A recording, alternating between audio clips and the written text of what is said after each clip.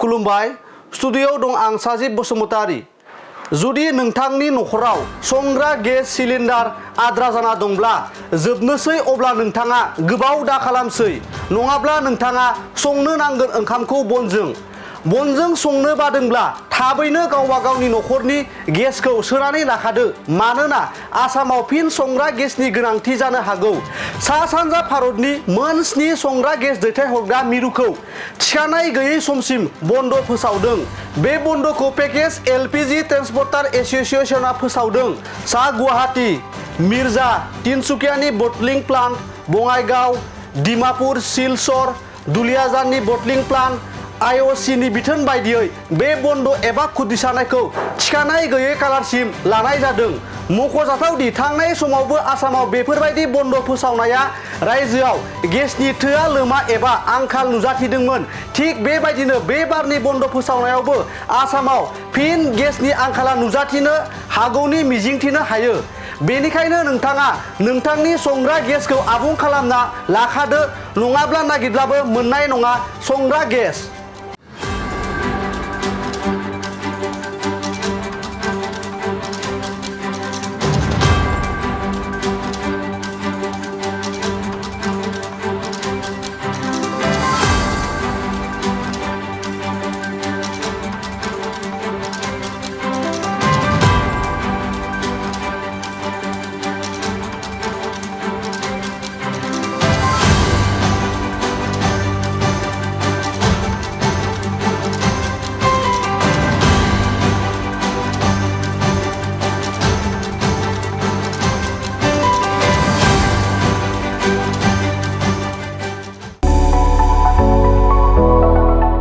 मोनसे गोजोनथाव खौरां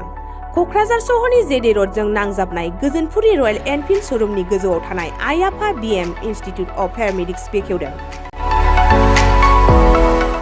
बे आइ आफा बिएम इनस्टिट्युट अफ पेरामेडिक्सआ नोंथांमोननो लानानै फैदों देहा जोथोन लाखिनायनि माखासे आयदाफोरनि 2024-2025 मायथाइनि मुं थिसननाया फैगौ 15 जानुवारिनिफ्राय जोबथा मार्च दानसिम सोलिगासिनो दङ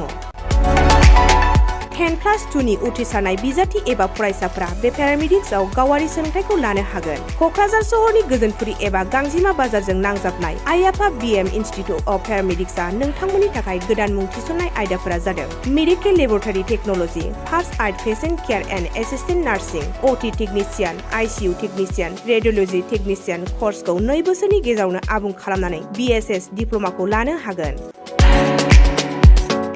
लोगोसे गासैबो डिप्ल'माखौ लानायनि उनाव सोरखारि साख्रि मोननायनि सुबिदाबो दङ जुदि नोंथांमोनहा बेफोर कर्सनि थाखाय गोदानै मुं थिसननो गोसो दङब्ला आइ आफा बिएम इनस्टिट्युट अफ पेरामेडिक्सनि नैबे जानबुं नम्बर 9395899391 एबा 8638391746 आव थोंजों सुलाद लाहरनो हागोन